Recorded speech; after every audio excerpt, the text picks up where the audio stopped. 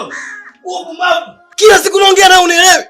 Mwanao anatudhalilisha, mtaa mzima tunaonekana hatuna akili. Kwa sababu gani dadangu? Haya, leo hii nimekaa na wazee wenzangu pale. Anapitishwa nitio kelele za mwizi. Na mie nipo. Wazee wenzangu wananiangalia. Huyu bwana vipi? Mbona ni mtoto wa fulani?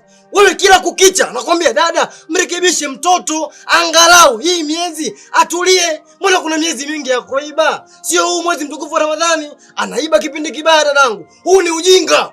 Haiwezekani. Alafu wewe unakaa unaambia mwache mwanangu anatutia aibu dada. Mwambie abadilike. Haya sio maisha. Ndio nini sasa hivi? Huu ni udhalilishaji wa kipumbavu. Alafu mimi naongea na wewe, wewe unanitumbulia tu macho yako. Ina maana wewe na mwanao bado mko pale pale.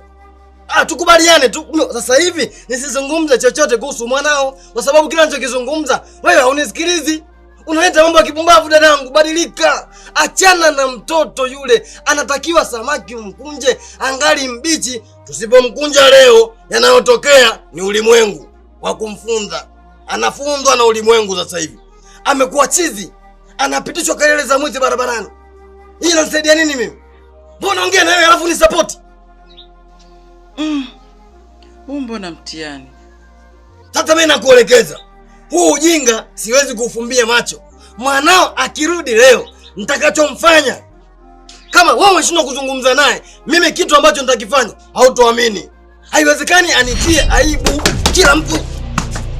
Umeona? Umeona Sasa mimi leo umeona?